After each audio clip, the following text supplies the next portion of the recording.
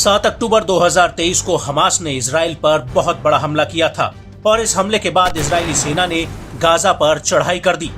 लेकिन इजराइल को इस बात का एहसास नहीं था कि हमास पर हमला करना उसके ऊपर इतना भारी पड़ेगा, क्योंकि अब इजराइल दो मोर्चों पर युद्ध लड़ रहा है। एक तरफ जहां इजरायली फौज गाजा में तबाही मचा रही है, वहीं दूसरी तरफ उत्तरी इजराइल बॉर्डर पर इजरायली डिफेंस फोर्स को हिजबुल्लाह को रोकने में कड़ी मशक्कत करनी पड़ रही है, क्योंकि लेबनान बॉर्डर से हिजबुल्लाह लगातार इजराइल पर ड्रोन और रॉकेट हमले कर रहा है। और इसी कड़ी में अब हिजबुल्लाह ने इजरायली सैन्य अड्डों पर हैवी कैलिबर बुरकान मिसाइल से हमला किया है। इसको लेकर लेबनान के न्यूज चैनल अल मयादीन ने हिजबुल्लाह के बयान के हवाले से कहा कि हिजबुल्लाह ने जल अल अलाम बेस पर इजरायली सेना पर हैवी कैलिबर बुरकान मिसाइल से हमला किया है। यह हमला 3 मार्च 2024 को हुआ। लेबनान मीडिया हाउस का कहना है कि इस हमले में इजरायली सेना को सैनिकों का भारी नुकसान हुआ है।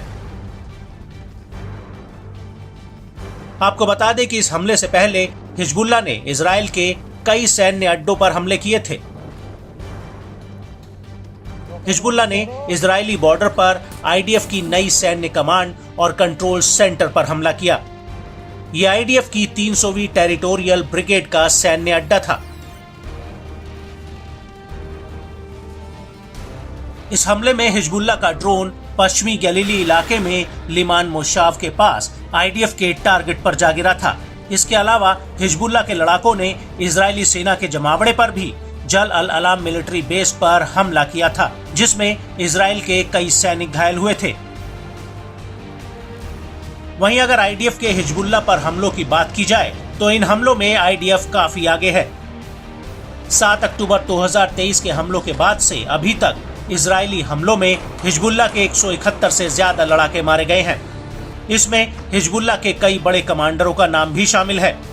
इसके अलावा आईडीएफ ने अपनी एयर स्ट्राइक में लेबनान में घुसकर हमास के कई बड़े कमांडरों को मार गिराया है। इनमें सबसे बड़ा नाम हमास के पॉलिटिकल ब्यूरो के चीफ साले अल अरौरी का आता है, जिसे इजरायली सेना ने 3 जनवरी 2024 को लेबनान की राजधानी बेरूत में मार गिराया था।